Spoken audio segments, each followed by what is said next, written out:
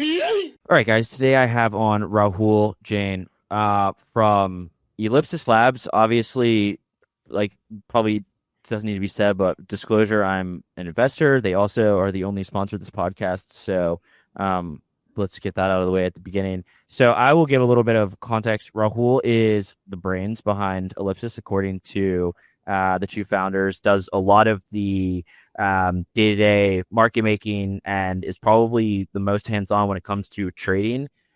So this is kind of a good opportunity to dig in from a different angle. Obviously, Pheonix recently launched Perps, which is exciting. And I thought, okay, let's have, one of the not two founders on. Let's have the guy who's really running the operation according to the founders. So, Rahul, welcome. Give us like a little bit of background. I know you were like a trader prior to coming into crypto. But yeah, just like a short bit of background for context. Yeah. So I started my career like right out of college in like one of those Chicago prop firms, doing like options market making. I loved options at the time. It's like one of those interesting concepts is like these like financial primitives are like really, really hard to price and really hard to think about. And for 3 years I traded there. Eventually I got most of my time there was on the crypto options desk. So we started trading like a bunch of like derivative options. We were think like doing 20-25% market share on like all crypto options across these like exchanges at the time. So we were one of the biggest players. That's why I like, learned a lot of like the concepts, like how crypto works, how like asymmetric bets and all these things. Eventually I got really tired of like being at a bigger firm, joined Ellipsis. The plan here was just like really just like I liked Eugene and Jerry and I wanted to like learn a lot, but eventually we just got into trading again and we ended up doing a lot of Solana market making, mostly on spot side. And that's where we got into like doing Pheonix spot order book market making, and then eventually it's prop AMM stuff. And nowadays we're doing like Perps trading as well. So we're providing a lot of liquidity on the Pheonix exchange we just launched. Yeah. Okay. So wait, what is your actual title, or do you have one? Yeah, it's head of trading, which is Okay, like a head of trading. it's a startup. It's a made up title, but we like titles. Right. Yeah. I just want to like provide a little bit of context there too. So let's go back a bit to Pheonix, the original spot order book, which did a lot of volume early on, was quite successful. I know you were doing a lot of market making there.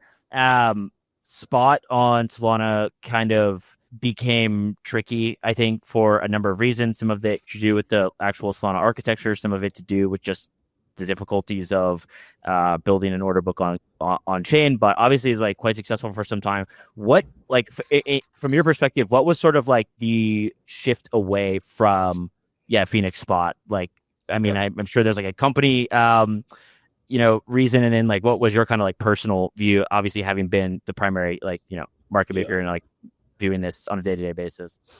I think the thing I've learned a lot is like, and I think all of us like have a tendency to be like, oh, like we look at a system, we're like, oh, like it's obviously broken, and we like jump to like the end state of the system, like when it's gonna be broken, it's gonna suck, so we shouldn't even build it. So even when we built like the order book itself, we were like knew like, well, technically like validators can be toxic. People can land transactions ahead of you, and we don't really have a defense in like a decentralized blockchain to market make an order book, right? Like the order book gives you, it's like as a market maker, it gives you all you can really do is place limit order, and then in order to like not get picked off, you just have to pray that you can cancel it before someone can take you out. And in Solana, like people can just tip higher than you to take you out, right? Like if you have an order book, if you have an order sitting at like buying something at 100, the price drops to 90. You have like two options. You can like pay the validator $10 and like not and cancel, or you can just like get picked off and lose $10. But either way, like it kind of sucks because you didn't make any money. So even when we built the order book, we knew like, okay, like it kind of works for now because like Solana is like in a state where there's not that many like really sophisticated players who are gonna like perfectly take advantage of the order books. But like eventually it's probably not gonna work. So it worked for a while until like these like really good trading firms came on like a year later, and they're like, oh, like actually we can just like pick off the market makers all the time and to tunes of like tens of thousands of dollars a day. And like eventually we're like, oh, like actually like turns out we need a better primitive than just like leaving our quotes on the in like the world for people to like do whatever they want to. So that's when we came up with this like prop AMM thing. And really all it was is like you want like another tool for the market makers to have like a little bit of defense. And the thing it takes advantage of is like obviously like a blockchain is like it's like a computer, right? You can do something on demand when the transaction lands. So instead of like leaving your quotes stale and then like having the market make, I think the better way to describe it was like 3 layers in an order book. Like there's like a blockchain layer, there's like the application layer, which is like the order book, and then there's the market maker layer. But like all you're really doing when you do prop AMM is you take out the order book layer and then put the market maker in that layer. So there's 2 layers. And and that gives like the market maker some control over the actual application. So when the transaction comes in, take a trade, that a market maker can like inspect that trade using a little custom logic and be like, oh, like actually, like this trade looks like 99% likely to be winner mute because like it's this pub key that winner mute uses all the time, right? And I'm just gonna like not give them the same price I would have. But if you're talking to order book, you can't really do that because the order book controls like how matching is done. Right. So one thing is that was it Lifinity? Is that what it's called? Was that like the first prop AMM in theory? And what were kind of the differences between that and then SolFi? Like, what was the next generation, I suppose? Yeah, so Affinity was very similar in like it did the thing where it just like used one market maker and didn't have it was like all programmatic. But I think the thing that we realized that really helped us for a long time was like you can actually inspect the transaction, right? So Affinity had the idea of like have one market maker post Oracle updates and like code around them, which is like pretty good, and it like saves you all compute or whatever, helps you like land your transactions a little bit better. But then the thing that we added was like this whole idea of like transaction introspection. So like when you actually get the transaction, can you do some like advanced shit and be like, oh, like actually like I'm going to give this transaction a different price than another transaction because I'm like trying to identify what is retail and what is not. And that like is where you save a lot of money because like the chain is just full of like toxic takers who are trying to pick you off all the time, like every slot, right? And you got to just cut out as much of that as you can. Yeah. So then, like, recently, I guess. So okay. So maybe we'll go back. So SolFi launch very successful. There's a bunch of other prop AMMs that enter the market. I think people realize like, oh, this is a pretty good idea. We were just talking beforehand, and it seems like from the outside, it looked like something that was going to be a race to zero like pretty fast, and I think it ended up being a race to zero very fast. What has been like your overarching view now? And also tell me, are prop AMMs something that are here to say, and maybe the reason they're not printing money right now is just because in general volume has died down, right? And like maybe it's like kind of an Occam's razor thing where it's more like the real answer is that like there's just not as much trading on chain, or are there more fundamental sort of problems that like maybe reduce the viability of like prop AMMs in the long run? Yeah, so there's like a few angles here. Like the first one is like okay, like you have 10 people running a prop AMM now. So like obviously like it's not that it's like once you build the smart contract, it's actually not that hard to run one. Like you're not like it's not like someone's spending like hours a day like being like let me optimize every single thing. It's like kind of already done.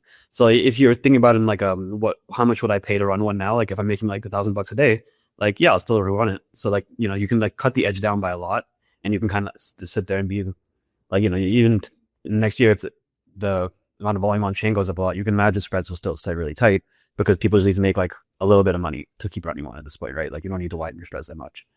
So it's like the reward to like work ratio, like because the work is like quite little after you built the product, you don't need that much reward. And the other point of prop AMMs that make them like, I think they're viable in like the current state of like meme coin trading, but I think when you think about like, how do we get to like TradFi levels of like success? You can't really like always have this like black box system that gets to like have like last look capabilities where it inspects your transaction, decides you what price to give you later.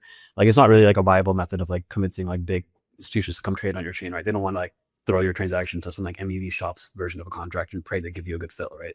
So they're like a good tool in the interim. I think of them like as like they came in this very path dependent way, which is like because there was this router Jupiter that controlled all the order flow, people like optimized how to plug into this router optimally, and prop AMMs were the answer to that. But if you're thinking about in the world where like you want to keep scaling volumes and things and you want to actually like give people like the best deal on chain possible, it probably isn't like through a router all the time. It might be like through a different thing that gives you actual like best bid offer guarantees. And that's like maybe we're going to end up on a different path eventually that is not just like purely router based. Yeah, so like you were talking about earlier, like okay, maybe we can say that this is when it's pub key, like it's quite likely that that's who's trading against us, and that gave you guys some maybe like discretion, right, as to how you price trades. What are like some of the games that were being played, and like what did it actually look like in practice? I think Eugene had this funny tweet one time that was like, you all of a sudden get a ton of like transactions hitting your prop AMM, and it's like, oh shit, right? Like they figured something out.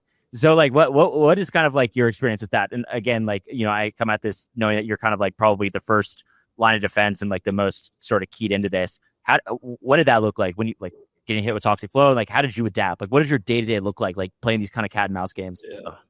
Yeah, I was a bit, you know, like a lot of people spend a lot of time scrolling Twitter. I think I like for the whole 2025, I was spending like 6 hours a day just like scrolling Solscan, right? Like looking at like different transactions, look what people are doing, like how they're trying to get around our like various defenses. But yeah, it was exactly what you're saying. It's a cat and mouse game. Like it was like, you do the obvious thing, which is like, oh, you like Venue has one pub key they used to do all their trades in like 2024, which is like obviously like super easy to stop. But you don't like just ban their pub key because like they're gonna notice that pretty fast, right? They're not like that dumb. But what you can do is like you can ban their pub key like 83% of the time. And then like sometimes they get through and then they're confused, like they're like, oh, like maybe sometimes like it gets through. So Yeah, I don't know what's going on. And then I spend more time like figuring out like why it was not working.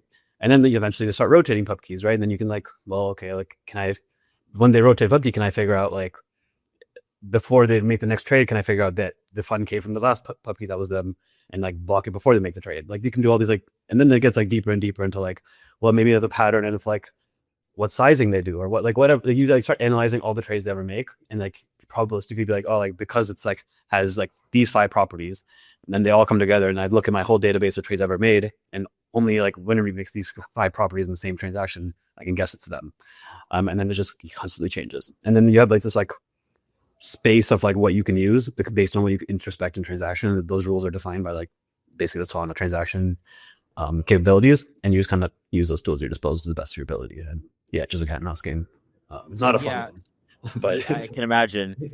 So like going off that, with it seemed I don't know this so well, but it seemed like one very easy kind of like well one like kind of obvious thing is like most retail like most flow through Jupiter, for example, is like likely non-toxic. But was that being like was that ever being like spoofed or taken advantage of in terms of like they're trying to pretend they're coming through the front end? And then like a follow up to that question, this kind of two-parter is why ever accept anything that's not Jupiter in that scenario, right? Like it's like Robinhood, right? Like with Citadel, it's like, okay, well, like Citadel, it feels very, very confident. It's all KYC, right? Like that the vast majority of that flow is going to be non-toxic. So they're very happy to take all of that. It's not exactly as easy on chain, right? Like what you were just explaining, but that does seem to be like one mechanism. It's like, okay, well, if it's coming from something we know is a retail wallet, but like were there workarounds and stuff there? yeah. So what happened to you is like, yeah, that exactly what you're saying is what happened. Like, there's like certain routers that are like retail routers, and you're like, oh, we're gonna give them a better price than everybody else, which is like one of the very first things you figure out. But the problem on chain is like people don't need to like go through the UI to send a transaction through a smart contract because they can just like I can invoke this Jupyter smart contract like by like figuring out how to invoke the contract, right? I don't need to like actually click the button on the UI. So then all these toxic takers figure out how to like, make their transaction look exactly like a retail UI would look. But yeah, you're directionally correct because like what's happening in the past like few months is like all these routers have come up with like, well, they realize it was happening that are giving all the prop AMMs like a bit that has to be signed effectively and saying like, oh, like now if it's coming to the UI, I'm going to sign it, and you can for sure know it's like from our retail like flag. It's like a retail flag effectively, and then they're trying to basically just be like, okay, now you have to give us like super tight prices. And this is exactly going back to your earlier point of like why our markouts or edges so low is because like if you know for sure all these trades are like not toxic, then you end up charging them like very, very little in order to be competitive from all the other 8 prop AMMs, right? Yeah. So do you think there is still innovate like you said something kind of interesting that I hadn't heard before, probably because I'd never asked anybody, but which was like once you kind of design the logic, it's right like the marginal cost of running it can be relatively low. So at some point it's like if you're making $1,000 a day and you have to pay even in theory if you had to pay like $900 a day, right? Like it's still worth it. In like probably not for you guys like just allocating resources, but in theory, right? Like it's one of those things where it's fairly straightforward once it's kind of been designed. Are there still big unlocks to be had, or I mean, yeah, like how do you see kind of like the future like prop AMM space in terms of like are there still big innovations or unlocks, or have we converged like to a point where these are, I don't know, close-ish to the final form? My opinion is they're effectively close-ish. I mean, obviously I could be wrong and someone will come up with something that I haven't thought of. Right. But my mental model for it now is pretty much like if you know for sure these like things that are coming from routers are like retail because they're signing them and they're like basically telling you like this is like not toxic. It's almost become like an RFQ system, right? It's like you're like running this like prop payment that's constantly like showing prices, and there's only like retail coming to and giving you the price, and that's like as good as it gets, right? Like that's like effectively RQ. I think I want to go back to one other thing. So I heard, I don't recall where, but I heard that maybe Jupiter and like some of the other like retail wallets were basically saying that if you show a price, like you have to execute at that like 90% of the time or something like that. Where is that now? Like in terms of the sort of from the Jupiter end, like I think, but maybe I'm wrong, but I recall hearing something about that. Was that like sort of what you were saying before though? Yeah, so that's like a little bit separate thing. So Jupiter also on the side of the prop AMM stuff has like a RFQ system that's actually like literally RFQ. Oh, okay, okay. So that one would also have like these weird games happen, right? Like, you can imagine a world where you request a quote and like this trading firm gives you back a quote, and then the price and the time it takes to like actually sign the quotes and land on chain, the price moves in like the market maker's favor. Well, they're always going to accept that quote, right? Because like now they're making a positive slippage. But then sometimes it moves against the market maker, and then they're going to cancel and be like, "Oh, actually, I'm not landing this transaction on chain for anymore." So it's effectively like the user either gets the price that they wanted, but it like looks it's like positive slippage for the firm, or they end up canceling it and the users like effectively resubmit at a worse price. That's why Jupiter has started enforcing like, okay, if you're going to give us a quote, you have to actually fill it like 90% of the time or whatever. But it's effectively what's happened. So then what is the like you talk about this RFQ system, and I've also seen this come up yeah, like in the past weeks again, we're talking about RFQ. I know Lighter just launched an RFQ system, and then this variational thing is, I guess, like an RFQ, like it just in as a general statement. Like what are the differences? Like, so I guess the theory is like if you want a large block trade, maybe it's better to go through something like that. But like, what are the differences? Like maybe on Solana when people are using this like RFQ system versus like yeah, like the standard process you were describing before. Yeah. So there's not much of a difference on Solana because like either like it's just a question of like which type of slippage you want to eat. Like if you're on Jupiter and you're pressing like should I route my Solus trade to like an RFQ or should I go to a prop AMM? The prop AMM might move against you and you might get like negative slippage, right? But the RFQ might like they might cancel the quote by the time you land. So like one gives you better guaranteed execution that like you will trade. But you might not get the price you wanted. The other one gives you the price you wanted, but only like 90% of the time, and then you might have to resubmit. So it's not like it's just a small difference in trade-offs. Let me take a moment to talk to you about Ellipsis Labs, a team I've known for a while. The Ellipsis team is one of the few that I can consistently point to and say, these guys really know what they're doing. Ellipsis Labs brought capital-efficient order books to Solana and started the prop AMM revolution with SolFi. Altogether, they've saved retail traders tens of millions of dollars by reducing slippage on spot markets. They're bringing the same level of expertise to perpetuals with Pheonix, which is live today. Ellipsis Labs is backed by Paradigm, Electric Capital, and Han Ventures. I would consider them the foremost experts in crypto market microstructure. The best part is that Ellipsis Labs is hiring for New York-based engineers. Work with a small, focused team who are results-driven, collaborative, and use a modern stack. If you're an engineer looking to work with a DeFi team that's already proven itself in the market, go to ellipsislabs.com/careers.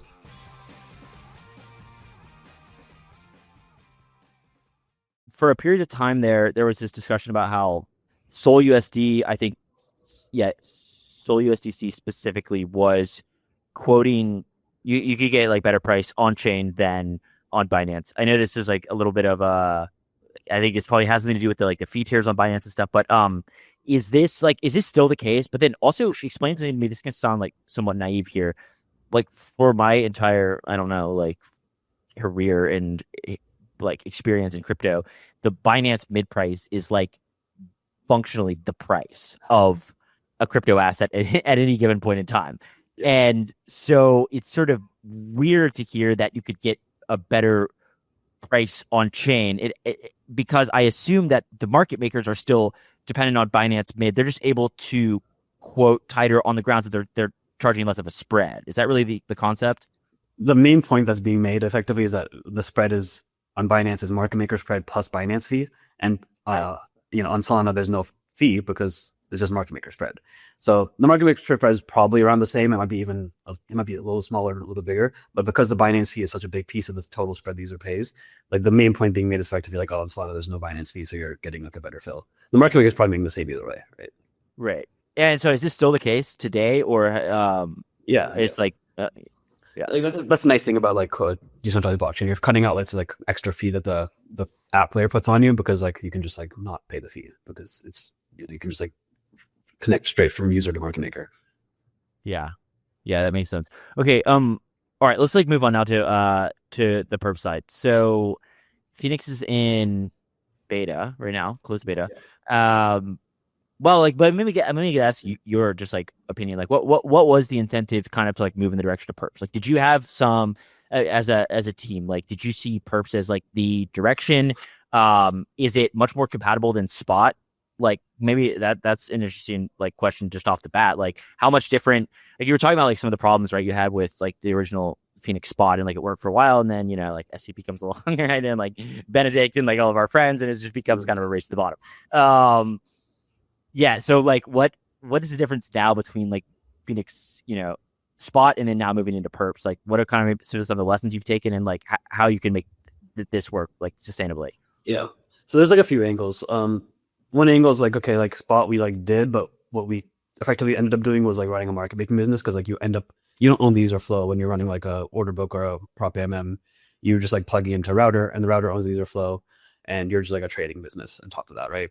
But the perps, the nice thing is you can actually own the user flow, which is like, as I think most people in crypto know, is like the most valuable thing to have. You see Phantom or whatever Pump making like so much money off just having the users interact directly with their app. And then we thought the opportunity space on Solana specifically was like pretty wide open for perps. There's like a lot of nice compounding effects you get from being on Solana, which are like like obviously there's a bunch of capital on Solana, there's a lot of users. There's like this nice effect that is like hard to like quantify, but like there's a lot of builders in the space that are like pushing the needle and like the infrastructure getting better, like the various things on the app that is getting better, and they're like it like helps compound the effects of the chain itself. Like if you're building like perps on and you want to like have better microstructures, like it's not all on you to do that, right? Like there's like Anza's helping with that, Foundation's helping with that. There's a lot of people like building and thinking about the problem with Solana, and they're all like very talented, and you get to like compound the effects across all the teams.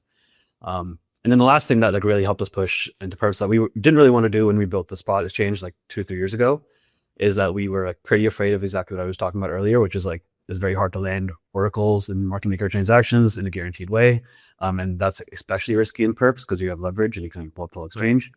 But we're getting more and more confident that Solana is moving in a way that like is addressing these problems, whether it's through MCP or like BAM or like whatever else.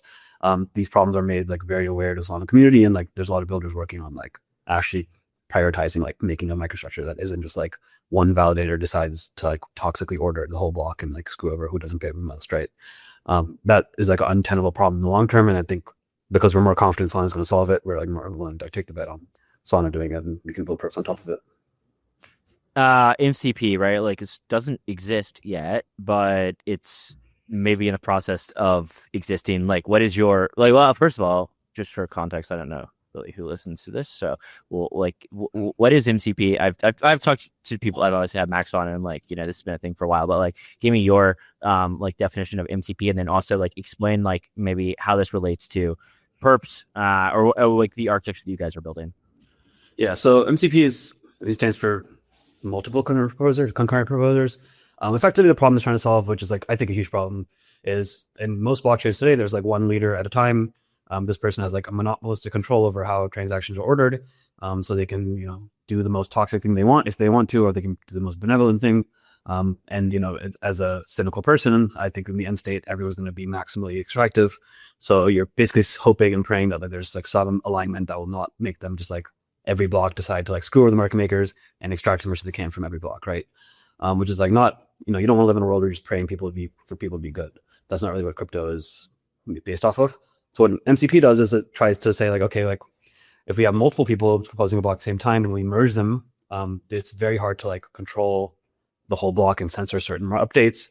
You also have more control over like some ordering rule for the block. So you can say you have like 5 people proposing transactions for a block, we merge them all, and then there's like one standardized ordering rule that is like part of consensus. So like no one can like actually change the ordering. Like we know there's a set of 100 transactions and they have to be ordered in a certain way because like maybe you're ordering by prior fee.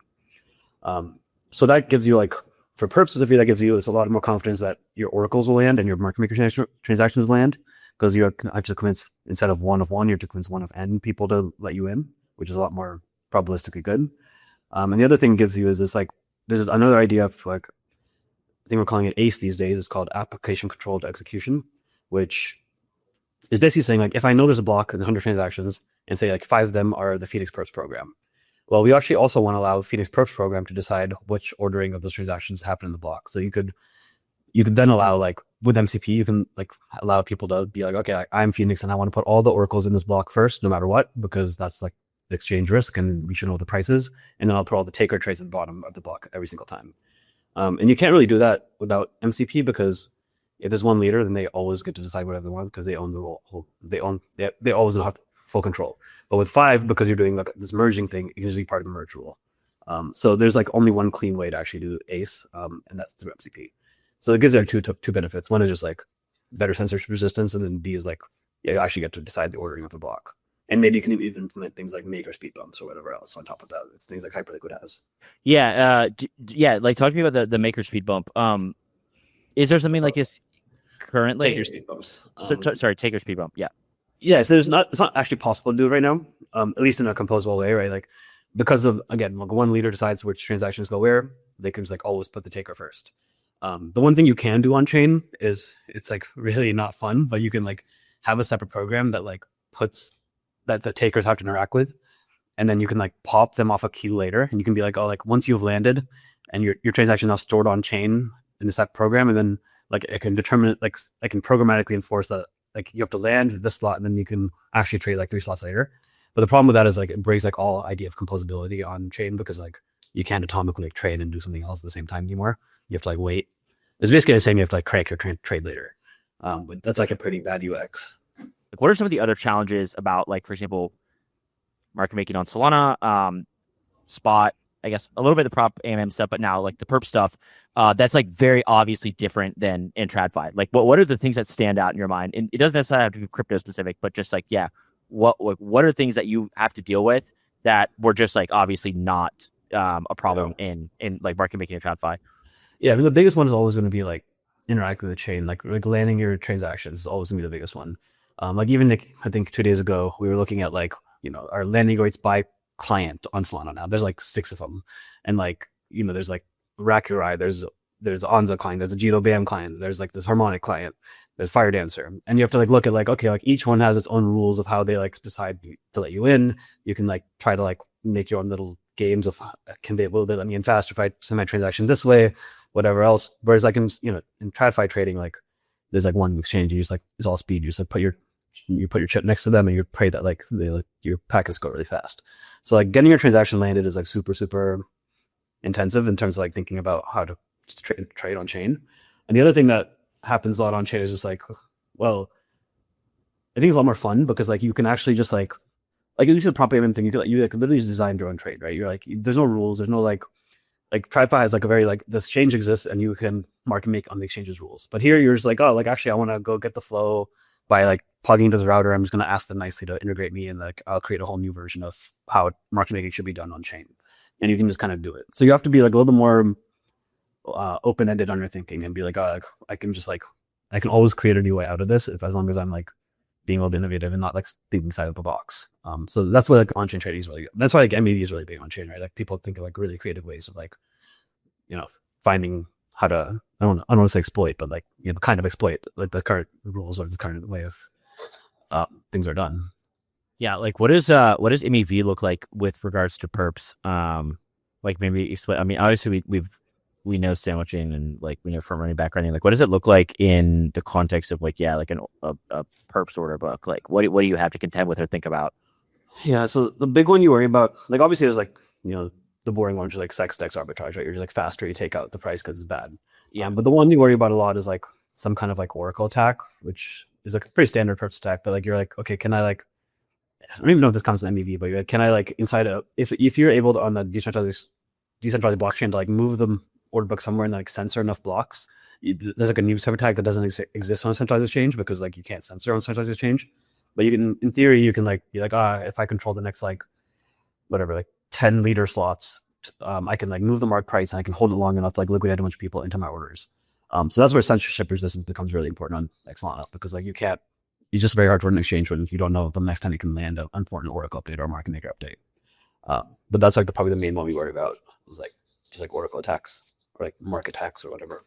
What goes into like quality of asset? Like we saw this on Hyperliquid with like Jelly, right? I think that's not exactly the same, but is like sort of a little bit in the same vein, where you can actually move the spot price of like some asset that is like has a perp and probably shouldn't have a perp. Is that like going to your thinking as well? Especially with the yeah, like liquidity on Solana for, I mean, I assume you don't want to like make, markets for very low volume or like, not very liquid meme coins and stuff. Like, where does that kind of threshold in your mind, like either now or in the future, in terms of like what you'll quote, Yeah. So this is kind of art, not a science, right? This is like, you get requests all the time. Like every time someone launches a new shitter, they're like, "Oh, please put the purple for the shitter on that." And you're like, you look at the shitter, it's like a $2 million market cap, and like, oh, cool. Yeah. It's like one guy owns like 70% of it. Is like, please make a perp, right? Yeah. It's like, okay. So you just have to kind of do the best you can. You have like you have a certain amount of tools to like defend against. You list some like low liquidity thing. Maybe you make like the OI cap really small, and that's like already defends you against like it kind of so ceiling how much you can lose if you have OI caps like under K, right? You can do things like move the mark price really slowly relative to like the spot price. You can do or like snap to the spot price. You can like do some kind of EMA. These are all like pretty well known tools. You can put isolated market and then like ADL really aggressively. So like you can just like cap the losses of the exchange and make sure that users are only ADLing against the other users. And it's kind of like this whole little PvP world in isolated market. So there's always like these tools you can do. At the end of the day, like you're putting a leverage market on something that is like clearly very illiquid and that has its trade-offs, and you just have to like make sure that the important part is the exchange doesn't blow up and the users know the rules and the rules are fair and they operate as the docs say they should, and everything else is kind of fair game inside of it, right? Yeah. Okay, I want to ask something. It's like probably somewhat naive question here, but it probably shows like how little I understand about like truly the people like market making on a day-to-day basis. Are you offsetting risk elsewhere when you are like quoting? Like, is that part of what you do, or so like how does that work like in practice? On sexes, on other dexes, like where does that like how do you handle that? Yeah, it's a pretty standard. Like I think almost every trade firm trades across like a lot of venues, and you have like some centralized position that like you're like, oh, like if you aggregate all my position across all the venues, this is my net position, and then you have like some level of like, if I'm like short like 100K of Bitcoin on Binance and long 100K of Bitcoin on Coinbase, like sure my net position is 0, but because I have a position that's like across exchanges, I'm probably going to try harder to like sell Coinbase and buy Binance because that gets me out of the position. So I'll probably move my prices a little bit across exchanges, right? And then you're doing this over like N venues, and yeah, you're just like all like pretty standardized. Like you try to put on the funding the right way. Like if you know Binance's funding is higher than Coinbase, you try to go short that way. Yeah, you're always like every trade you make, you probably end up hedging somewhere else. Maybe not, maybe at a better price, maybe a worse price, but like it's not like it's all like automated and it's all you're trying to always get back to like flat delta, which is like flat position. Yeah. Okay, I like this is fairly standard for me. I go out of order all the time, but I want to come back a little bit to like the Solana architecture aspect. What are things that what are things that Pheonix, Perps, or just I suppose like other exchanges or any other projects trying to do something in a similar vein, trading maybe specifically, like what are things that you look at currently on Solana and think like this is untenable and these are changes we need to make in order to fulfill this vision in the long run? Like, I don't know if you had to order them or what, but like MCP and you were talking about like all the different clients, and obviously like Jito plays a very important role. I don't know, like what are things that you see with the architecture in its current form where, Tolly's always constantly talking about like improving the chain. Like, how do you see that from like where you sit, right? Like in what you do on a daily basis? Yeah. So to me, like I said in a world where I think it's like so obvious that MCP is like the most important thing, like by orders like magnitude, like there's nothing else that even comes close, right? Like it's the only solution that I've heard by far that like actually solves like this like really important problem that is the chain is like unusable in the case where like bad things can happen, and like there's always gonna it's like entropy, right? Or whatever can go wrong will go wrong or whatever. And like it's bound to happen where like market makers will blow up, exchanges will blow up because like some bad actor comes in and just like on one single slot decides to like order things in a really bad way. And MCP is the only solution I've heard to actually solve it, and it's just like the only way that we can like prove that we have like real censorship resistance, really good rules, really fair rules, and we can scale the chain into like having like 10x the TVL, 10x the volume. Until we get there, I feel like all the short-term stuff that we're talking about, which is like we can lower the block times, we can like have all these new validator clients with their own rules. They're all like local maximas, right? That's like great. But like you're not gonna actually escape that hatch until you like rewrite the system into MCP, and you're like, okay, like now we can actually get somewhere that's like way better. So what is kind of like blockers to MCP now? Like I do think there are some there's like some incentives, like incentive incompatibility, and which also, for what it's worth, like it's one of those things where this is like the trajectory of mini blockchains in general, which is that there's projects and applications and protocols and teams that build atop it, and they build with some understanding of the rules in mind, and they build their businesses around that, right? Like, so it's not like I think there's oftentimes like this has happened in Ethereum, this happens on Solana, this will happen everywhere, where there's some tensions, and people are like, well, you're like a blockade to something that is like clearly important for the chain, and the other side of it is like, these teams put a lot of effort into engineering and building out businesses in a certain domain, and then like if you kind of change the rules or like just maybe like hurt their business a lot, like it's going to be incompatible, right? So like, but like I don't know, actually, for what it's worth, I'm not necessarily insinuating anything. Like I'm not in the I'm not like necessarily in the like cabal chat, so I don't know exactly, but I do just assume that this is probably it happening in some capacity. Like, what do you see as the blockers, and without, like, again, you don't have to name names or anything, but like, what do you see as sort of the like why isn't MCP in yet, right? Like, because to me it seems like this is likely part of it, or a large part of it. Yeah, like I think you're right. Like it's always gonna be the case. Like there's a lot of people with moats to protect or incentives that don't align with like what I believe to be the long-term vision, and they might not. There's like two parts. Like first, they might not even agree that MCP is a good thing. But like if they're being totally honest with themselves, they might not agree with it. Which like I think that's just like a battle we have to like sit down and like convince people. Which is unfortunate. We're still in that, like, what's Ethereum called, like the pilling phase. So we still the 5-year-long pilling phase. Yeah. So we still did a little bit of that, and then even once I do agree, it's like long-term good. It's always like, well, why now, right? Like it's a very scary thing to be like, let's make this like massive change to the protocol, which could ruin a lot of businesses. It could go wrong, and the whole chain could break. It's a lot of work, which no one wants to like do all this work unless they're like super driven, right? To like and like there's all. You talk to a bunch of engineers who like are sitting here and being like, oh, like, we could do all this work and like overall the system, who knows what's good or bad. No one's really convinced me it's good or bad. Or we could just like, I see like 100 things on my plate that could all tangibly improve the blockchain, and like, and we could shove all this in the next 3 months. Like that sounds sick. And like that's engineer brain will always pick the second one, right? So you need like a dictator to be like, hey, like, no, actually we're scrapping all of that stuff and we're gonna come and like just do all this, and you guys have to listen. But we're in decentralized blockchain. That's the whole point of blockchain. You can't there's no dictator, and it's very hard to like rally the troops. Like, let me ask you kind of just like a more broad question. So Perps have been this like massive unlock, so blah blah blah. Like everyone's super excited about Perps. Obviously, Hyperliquid has done tremendously well. If you had to pitch somebody, and I know this is necessarily your job, but if you had to pitch somebody on trading on Pheonix, like what is an unlock to them that you can, or what are some of the things you guys have done that you think you can point to and be like, this is something that Pheonix has that, we think is really valuable, and maybe Hyperliquid has it too, maybe like Binance has it too, but are like really good, like user experience. I don't know. I mean, I obviously played around with it. I'm not a trader, so a lot of times people ask my feedback, and I'm like, I'm just smashing buttons, you know what I mean?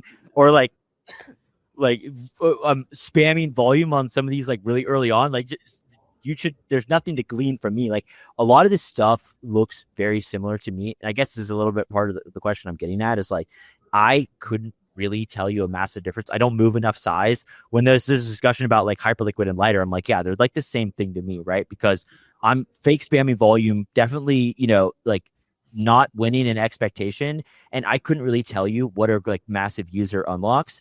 But I'm sure you have like some ideas in your mind as to like what makes a really good experience. Like, what have you guys done to design that? Yep.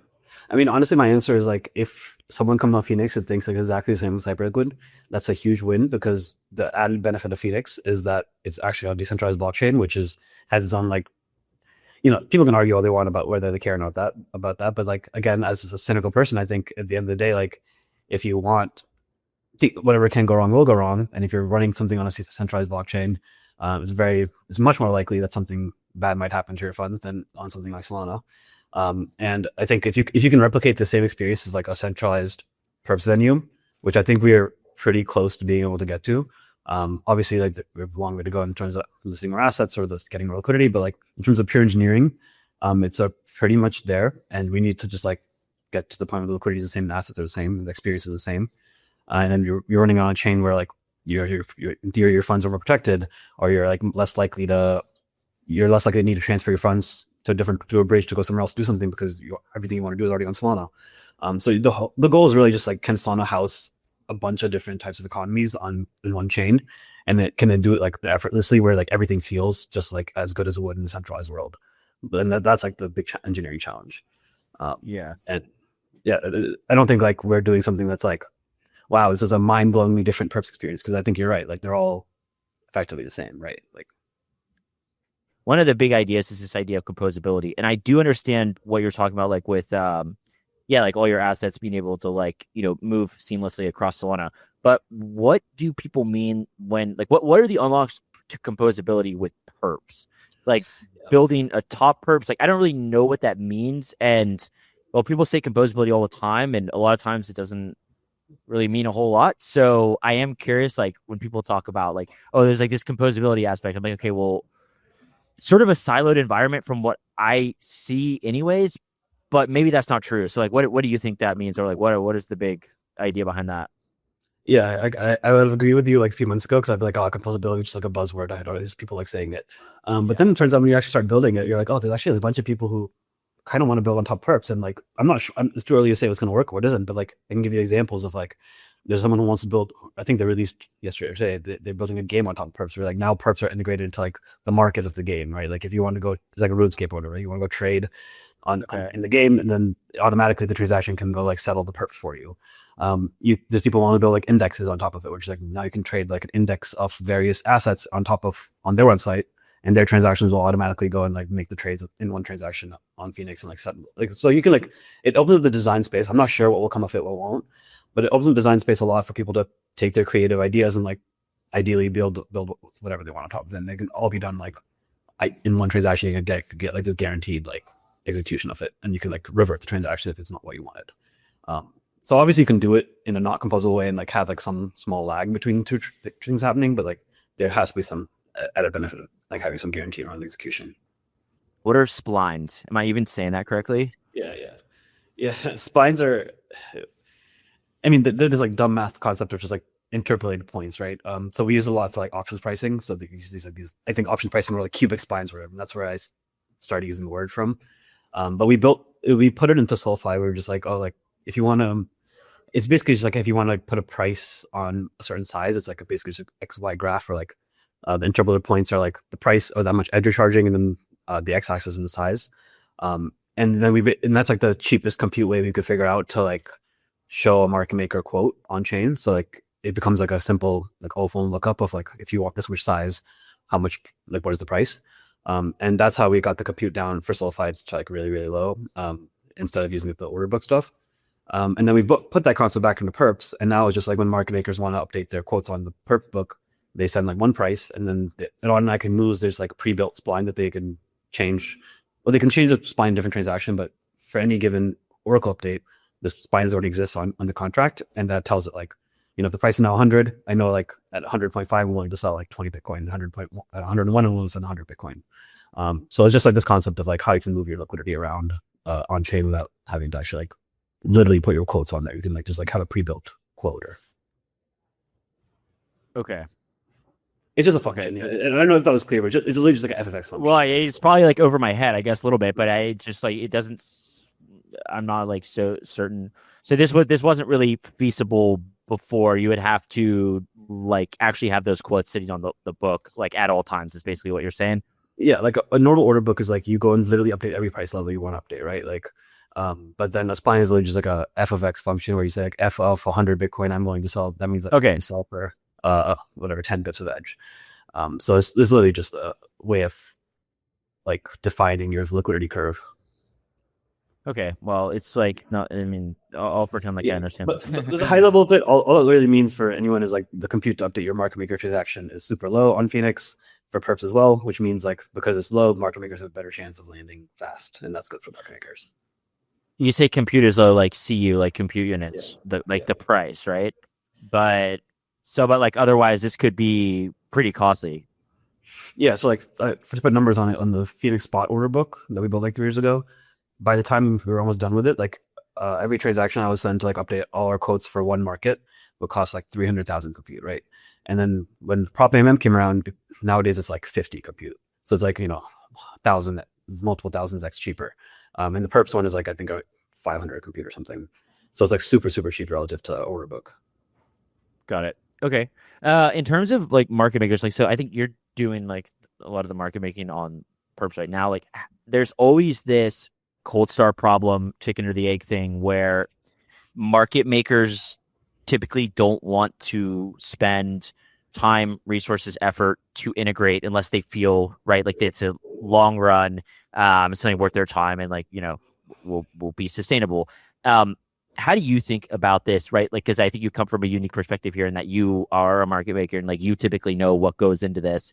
And in conjunction with like knowing a lot of the other market makers and the big guys who are on a lot of these, how do you look at this, like in terms of retail flow? Obviously is like the gold standard, like one of the, something you optimize for, but there is more to that, right? Because like I talked with Evgeny recently, and he's just like, look, it's just like it's costly and it takes a lot of our time and effort, so like we have to feel confident. And like how do you kind of like think about this going forward?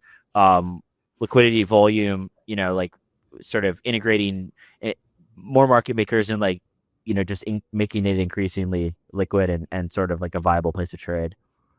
Yeah, I think it's exactly what you said. Like you want the flywheel effect to take place, and we're a little bit fortunate because, like, well, I'm willing to like, just like do it anyway, even if there's no Right. flywheel, right? So it's like you can start there, and then as soon as you have more traction, people are gonna be lining up to like actually try trading. But I think what a lot of market makers end up doing is, I think what the natural way things go is that like people at Wintermute might think this is really costly. We know exactly like our cost per dev, and we know cost per hour. It's not worth it, whatever, right?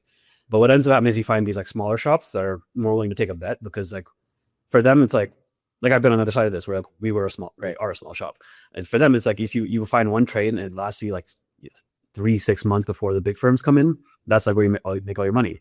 So you actually want to get onto the exchanges early, and then you take a bet on the team, you take a bet on their reputation. You're like, hey, these guys are going to figure it out. And then as soon as they do figure it out, you're already there, already quoting, and you can kind of capture, because you took the extra few weeks to set up before everybody else. You can already capturing all that flow right away.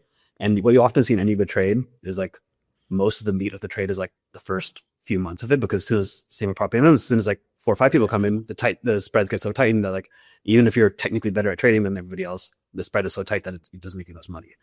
So you'd rather be worse trading everybody else, but making the right bets and getting to places first. So that's why Yeah, you see a lot of small shops willing to take these bets. that makes sense.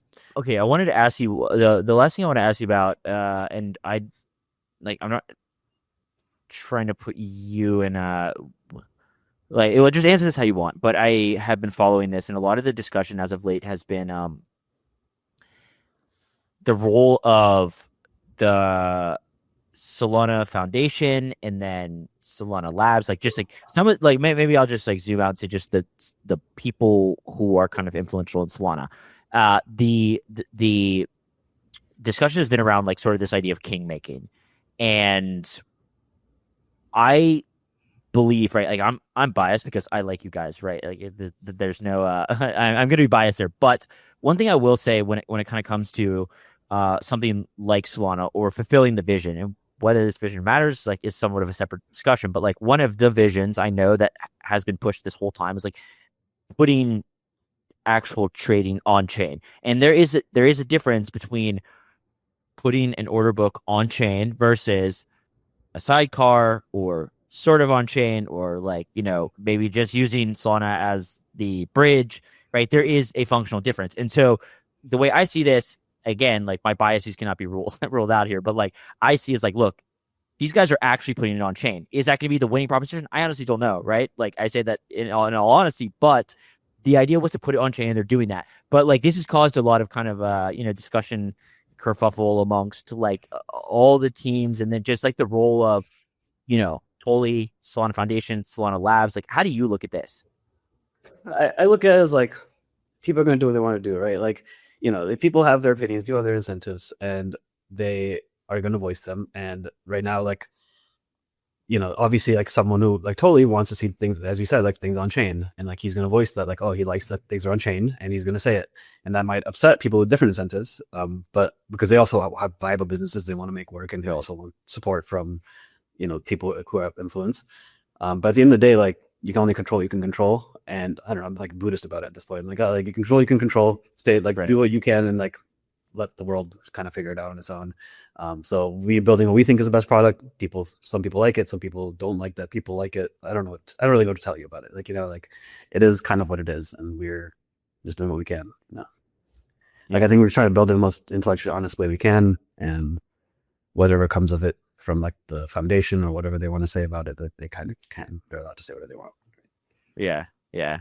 Okay, it's a very like diplomatic answer. Yeah. It was like kind of what I expected, but yeah, it's like quite But it's good. I also think not. I'm not like the person who thinks about this all day, right? Like I have other stuff to do, so it's not like I don't. It doesn't. I'm not the guy tweeting a bunch, right? It's not my job. yeah. No. I've only found it interesting, like not again, I'm very straightforward in saying that I don't know. Like, I've always been sort of skeptical of like trading on blockchains. Like, you just and it's not because I have, it's not because I come from a background like you. It's because I just have watched the trajectory of this and like starting with AMMs, right? Like Eugene and I kind of became friends because early on he came at it from like a much more analytical background. I came at it from just so like, guys, like, come on, like this is like you're just like there's like Ted, the world is 10 or 12 seconds ahead of this thing. Like an idiot like myself can figure this out. Like clearly, right? Like this is not the future of finance. But I say all this just because I have now seen Solana, and I think that like Tolian especially feels very strongly about this. I think because probably of the success of Hyperliquid, I think that it does seem like Solana's at a bit of a I don't I don't know, like a fork in the road where either it's very serious and you guys win on, I say you guys, I mean, I know like you're not Solana, but being a top Solana, you kind of fulfill this vision, or it does get sort of relegated to this meme coin chain, and like there may not be much of an escape there. I that's basically where I see it, but I don't necessarily have any insight again. But like this is the impression I get like from the discussions I see. Yeah, so my take on this is like kind of same as yours. Like I think in general in life, like the worst place you can be is like the middle, right? Like you're like, oh, like I'm not the best at anything. Like if you want to be the best trading chain, like if you're too decentralized or whatever, like maybe you want to be the best as I'd look at, because like Right. if practically you just can't be. And then you're not the worst. Like you're just kind of you're not all in or you're not all out. Like you're kind of just like there, then you're kind of destined to like become like a bunch of nothing, right? Because you're either going down the fate of like BNB chain or whatever, right? Because you're not the best at any given thing, and that's why like I just think MCP is so important. Like that actually gives you a viable track to like compete on a very like reasonable ground with like a centralized entity. Like the rules are really good. The rules are, and they're not the same as TradFi, which is important because a lot of people are like, oh, like first come first serve. Like TradFi does that and it works, but like we're playing a completely different game where we have to rotate the validator all the time, so we can't be like doing first come first serve because that's not the same. Because it's going to be strictly worse than TradFi's implementation, where there's one server. So that's why MCP gives you like a unique way of like solving this blockchain problem and actually becoming a venue that has good rules, good like rules you can reason about, and like everyone can reason about, and they're sort of fair, and you can actually do it, and we can see where it goes. And that's just like I think Solana has to like kind of go on that kind of stuff, and just like be like, can we actually compete in like a unique and creative way? Yeah. Okay. Actually, I have one other thing. And I have asked a lot of people this. I think they give variant opinions. Do you think that Perps is a winner take all, a winner take most, or is it going to be like quite fragmented? I think that like mainly, I mean, you obviously like trade on centralized exchanges, but then probably like outside of centralized exchanges as well. Like I assume like you guys were doing stuff on CME at the time. If you said you like, yeah. So it is like kind of winner take all or most in TradFi, like between NYSE, NASDAQ, and like the CME. I guess there's OTC stuff, but like for the most part, it's kind of winner take all, but like, how do you view that in the context of like perps and in crypto? Yeah, I think it's probably winner takes most still. But I think crypto's a little bit different because like TradFi is all like there's no like crypto's a little bit weird because there's like these like factions of crypto, right? Where like people are actually like they actually like are like cult leaders of the normal world. Whereas TradFi is like, okay, like you go to a broker and there's route your exchange that has the most liquidity or whatever, right? Like every time because there's like they're legally obligated to. Um, but crypto, like you can actually imagine a world where like there are a bunch of people who only care about Solana and they actually only do things on Solana because there's like they just love Solana. And then there's a lot of people only doing things on Hyperliquid or whatever. And then there's like maybe 4 or 5 places like this that they only do things because of various like regulation reasons or value capture reasons or just like cultural reasons because they like have friends who only like to trade on Solana. So I think there's a world where it's still probably winner takes most, but it's probably less so than like, I imagine like TradFi is like 90-10 or whatever, or like Right. 80-20. Crypto would be like closer to like 55-45 or 60-40 or something. Yeah, that makes sense. I guess like maybe I was a little bit. There's like a lot more layers in TradFi too. Like there's all these different like broker dealer front ends, right? So like it is like fragmented in a different way, but yeah, that makes sense. Well, Rahul, this has been fantastic. Thanks for coming on. It's great to get like a different take from my boys from Ellipsis. So I appreciate it. What's your what's your Twitter? I know you said you don't spend a lot of time tweeting. You should spend more time tweeting. Like it's pretty. I spend a lot of fun, time but, reading Twitter, if that helps. Okay, good. Yeah, yeah. It's my name's Rahul Jain, but has like 5 U's in it. So you guys can try to find it. All right, we'll tell you on the show. All right, thanks for coming on. It's great. Yeah, thanks for having me. Good.